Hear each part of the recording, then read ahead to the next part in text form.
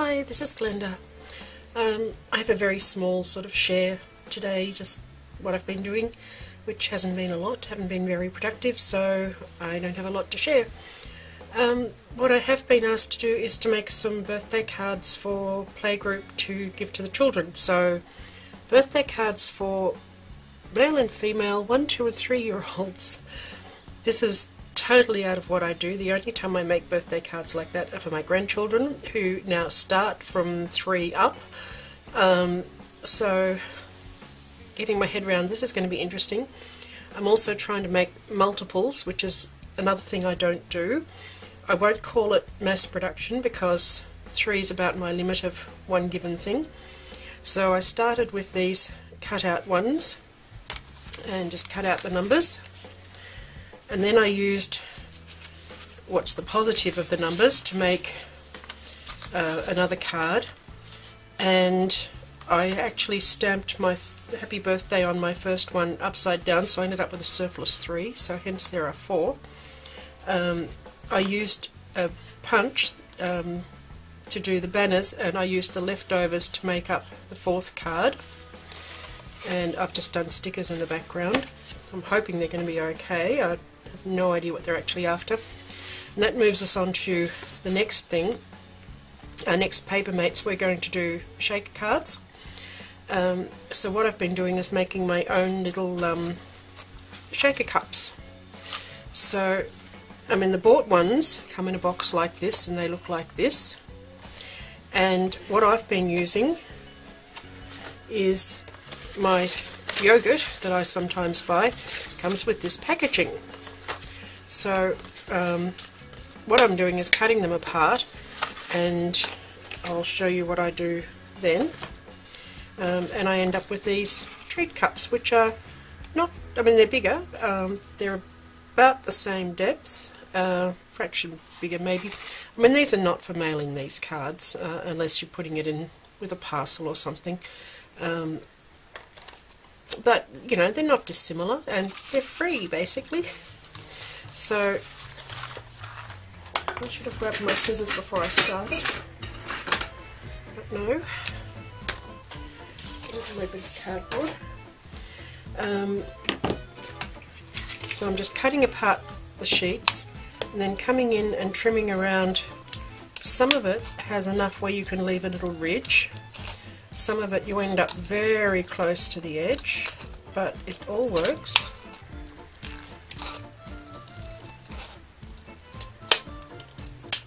And then if you've got any sort of little raised bits, just kind of remove those.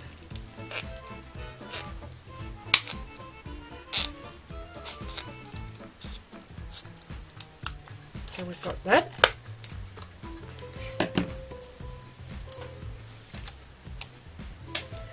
And then I can find the right pile. I've cut out a ring out of double-sided adhesive sheet.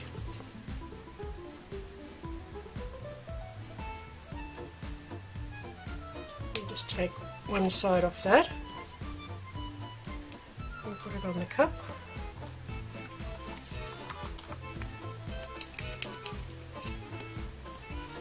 And then I've cut another ring out of plain card.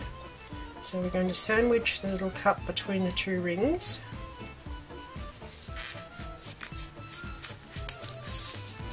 And then you want a bone folder, and you want to burnish this really, really well.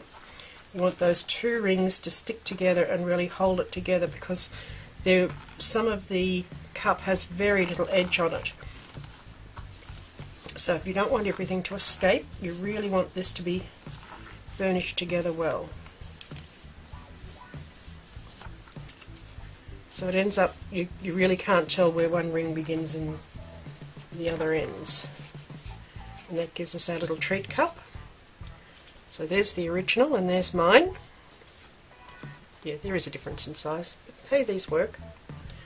So then I've punched a hole out. These particular cups use a 2.5 inch hole.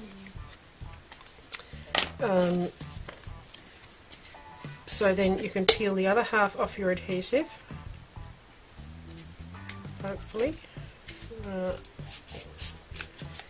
pulled my two rings apart. As usual, off camera it's much easier to do this.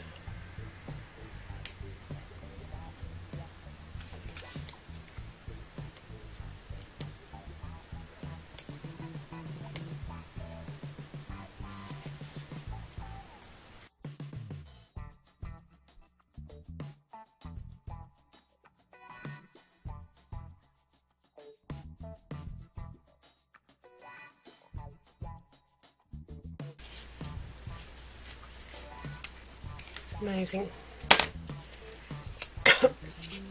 Okay, so having finally got that off, you can then put your cup in.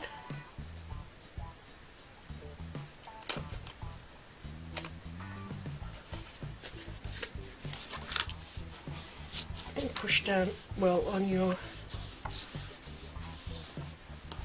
rim there. Make sure the cup's reasonably clean. And just going to put some little, whatever they're called, dewdroppy things in there to represent some bubbles. At least I hope that's what it's going to represent.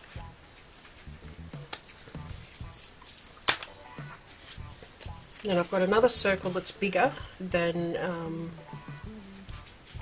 the opening.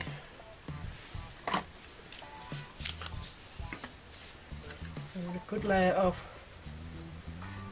white glue. Make sure there are no gaps in your glue. The advantage of these cups over the acetate is that you can put chunkier things in and they will roll around really well. Now, I can't remember which way up it is, but since I have a bit of wiggle room, it should be okay.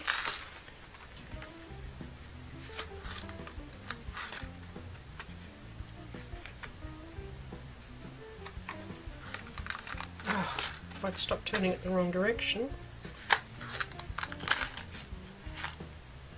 There we go, it's fairly straight.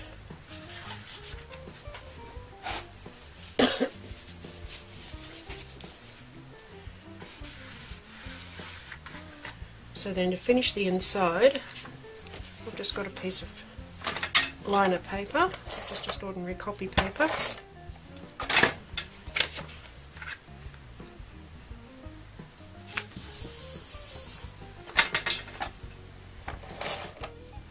I'm going to put excessive amounts of glue here so that it will help hold all that, so that my shaker doesn't come apart.